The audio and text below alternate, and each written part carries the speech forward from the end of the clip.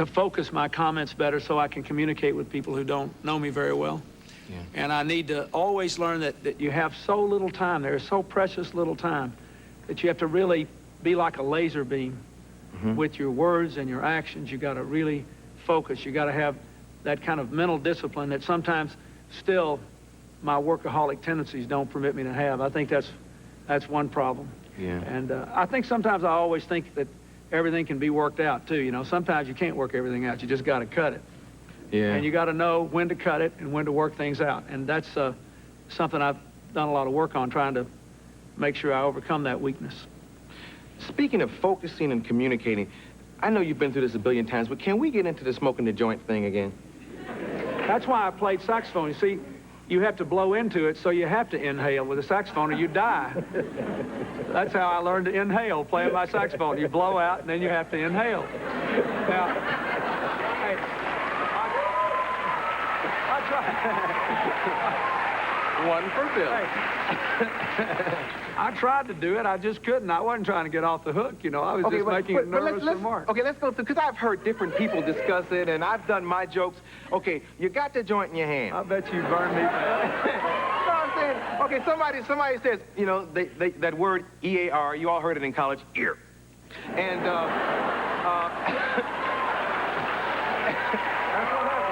exactly what happened. doesn't happen. That's what happened. Somebody says, ear. And then what do you do at that point? I took it, and I tried to smoke it just like a cigarette.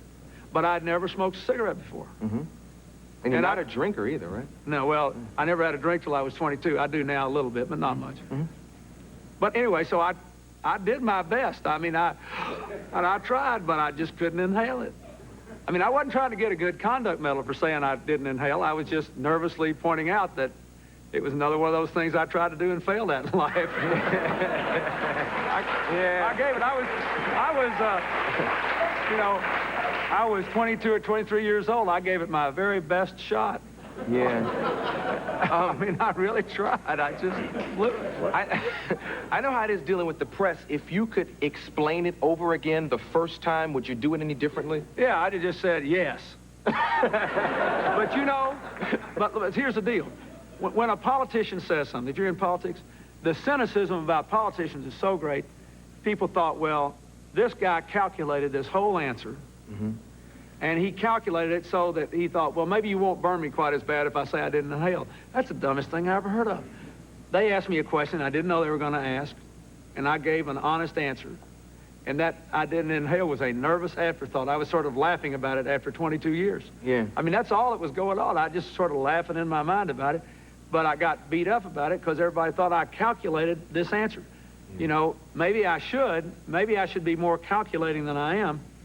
But, you know, if you folks are never going to get good politicians, really good public officials, if all you want is somebody that calculates every word they say, every deed they do, and their whole life becomes like a robot or an automaton, you know. I did something when I was younger. I told the truth about it.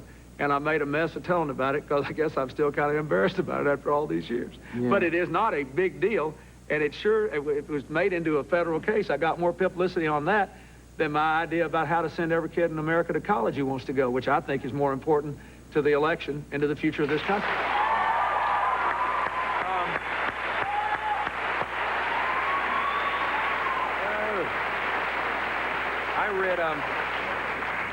I read that you are contemplating raising taxes possibly for people who make $200,000 or more. You'll have to pay more if I Yeah, I'm mad about that.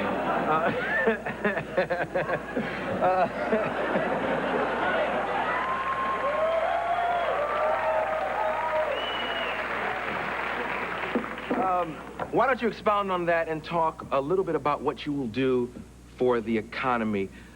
That's part of the LA riots and some of the other frustrations all over this country. Absolutely. A big part of California's problems. You've lost 500,000 jobs in California in 2 years. Your state government's broke, $11 billion in debt. You're cutting back on education when you ought to be increasing investment in education to prepare all these kids for the future they need to live. So, what my theory is that we've got to increase our investment in this country. After World War II, we rebuilt Europe and Japan. After the Cold War, we've got this marvelous window of opportunity when we can rebuild America. and we better get after it. And we got to do it. The only way you ever rebuild a country is to invest in your people, in their jobs, their education, and their health care. So my idea is that first we ought to take every dollar we're cutting the defense budget by, every dollar, and invest it in building an economy for the 21st century. In California, what does that mean? Build high-speed rail networks. Don't buy the trains from Europe or Japan. Build them here. Build short-haul aircraft.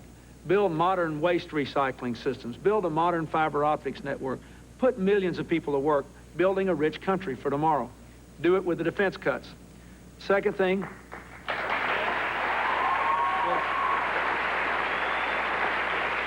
we need some more money to invest in education. Every poor child in South Central LA should be in a Head Start program. The poor school districts, they ought to have elementary counselors in the schools to deal with those kids that bring problems to the front door. And small classes in the early grades. There ought to be a computer in every classroom in America. The kids that don't go to college ought to have 2 years of apprenticeship training so they can get good jobs, not dead-end jobs. That's what our competitors do. And we ought to loan everybody the money that wants to go to college, the money, and let them pay it back later.